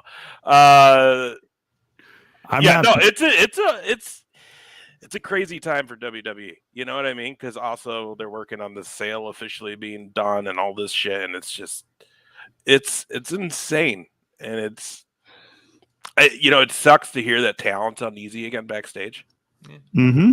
That sucks for them, but All we could do is hope for the best. Maybe Vince dies soon. I don't know. We gotta stop hoping for that, man, because I think this guy's gonna live forever. Just out of complete spite, this guy's gonna live for fucking ever, because we all as fans have said it probably at least one time in the last 10 years. Well, it'll all be better when Vince dies. And yet this motherfucker will hold on till he's like 123 years old, and he's outlived all of our generation, and then he has to pass along to his fucking great grandchildren. I hate this man, and I can't wait. But it's never going to happen in my lifetime, probably. And I'm not even 40. I'll still be welcoming you to Monday Night Raw after you've been dead for 200 years, Tommy. I'll never die. I'm fucking dead. He'll find a way to get wheeled out by like Stacy Keibler's great granddaughter or something like that.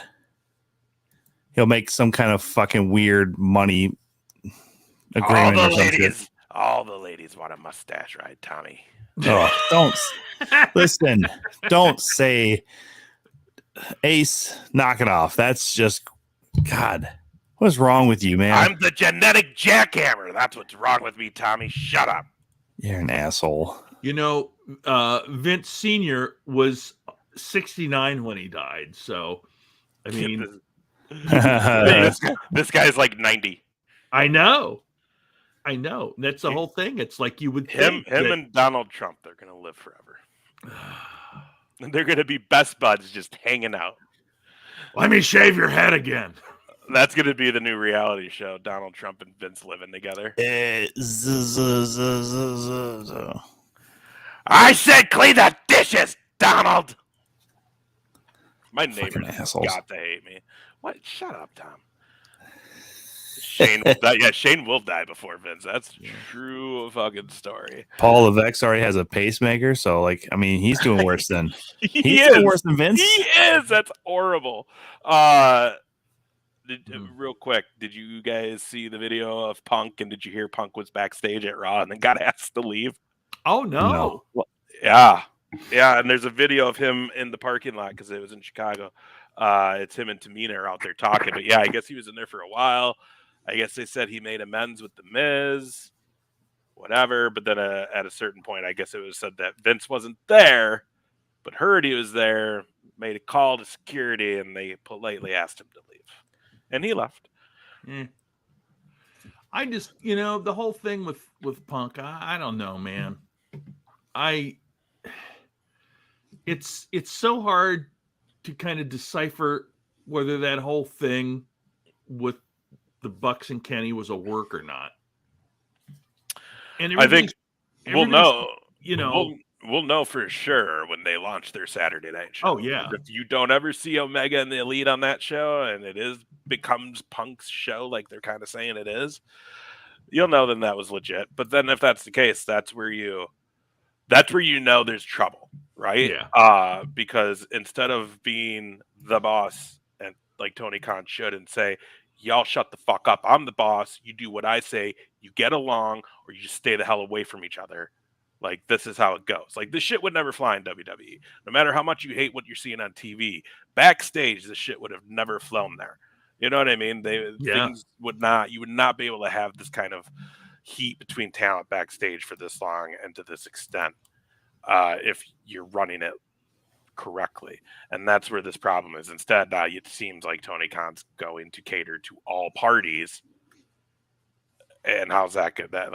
There's a good chance that blows up in his face. Because the other thing too is you now have AEW Elevation Dark, AEW Dark, AEW Dynamite, AEW Rampage, this new Saturday night show, and that's not to mention the shit he's going to have to do once he does get our ROH back on some sort of TV or service. So it's like, bro, you're going to either die from a coke overdose or you need to just bring some help in and some people who know what they're doing. And the sad part is those people have been backstage, like a William Regal, and leaves. Well, so you're not only wrong, sorry, JR, but you're not only, you're right about this stuff, but you're also forgetting his obligations to the Jaguars, to Fulham FC. He has other things he has to worry about. And And then you throw in pay-per-views. I mean, hell, the fact is, this last weekend I watched a couple FA Cup semifinals from Wembley Stadium there, and they are advertising that August 29th All in London show there at Wembley Stadium. Pretty hardcore. So, I mean, we're looking at the fact that in 2 weekends in a row, or basically almost like fucking back-to-back days almost, really. I mean, he's going to have to be doing London and then All Out in Chicago probably again. So that's insane. That's a lot to take on when you have a circus currently happening in your locker room. Yeah. Well, I mean, because his talent relations guy is supposed to be Christopher Daniels, and obviously he's real good friends with the Bucks and Kenny and stuff. So well, and I also just wonder how much power got taken away from the talent who are also working those jobs when the EVP talent got stripped. You got to think it probably extended into some of that too, which is why Christopher Daniels has probably been fine not really being around and doing more indie shows lately and stuff. So I don't know. It's crazy. Both sides. It's just crazy. All I know is I hope we get good products. I'm excited to see Backlash. I'm pumped to see Bad Bunny take on Damian Priest. It's entertaining. I don't care if he's a good wrestler. I don't care if he's the world's biggest rapper. It's entertaining. And the other thing is to see the crowd. You know what I mean? I'm excited to see how they draw in Puerto Rico because the shit doesn't go down there. And not only that, Bad Bunny is selling 100,000 people stadiums out in less than 2 minutes. Yeah. So if he's doing that and he's going to be there, plus just the wrestling, it's whew. Oh yeah, that and yeah, that makes perfect sense. Use your resources if you got them. Well, and I said that a couple weeks ago, or when it was announced too. But and that's gonna be, but that's still even using that help, talent wise, you're fucking putting them through a real hard 2 weeks. And now they're doing house shows too. So I mean, that's going to be a crazy 2 weeks for the talent, And, and we don't know how big that Wembley show is actually going to be based on the fact that they're probably going to have ROH talent on there as well. Probably every title that they have is going to be. I mean, this might literally be a 6-7 hour show based off of what Wembley might want, because this is a 100-year celebration. The last time they had a pay-per-view there was SummerSlam, so this is a huge deal. I don't know if that's true. It is. I mean, that was old Wembley Stadium. But they've had wrestling there since. Oh, yeah. But not. Because actually, fun fact, Wes Briscoe revealed himself as a member of Aces and Eights in London at Wembley Stadium and turned on Kurt Angle. Well, there you go. When's the next Briscoe and Big A show? It's out right now. Check it out on YouTube. Briscoe Big A show. Monday, we have one of his longtime friends coming on. It's going to be a real interesting show, so watch for it to drop Monday night. This guy is a ex-biker club member. Now he's doing his own thing, podcasting. He's got his own book out and kind of just talking about that. And he's going to come hang out with us and kind of talk about it. So it's going to be really, it's a really interesting, story. You don't get a chance to often talk to somebody like that who is an ex-member of a biker club, of a major biker club. Aces and Eights? No, not that one. So that'll be really cool. And then also in the next few weeks, I know it hasn't been exactly hammered down, but in the next few weeks, we also will have JBL on the show. So watch for that. Nice. JR, you got anything coming up? No, but I know this. Coming soon to the 2 Count. Look at you, JR. I know what I'm doing. I'm not Tom. I'm not Tom.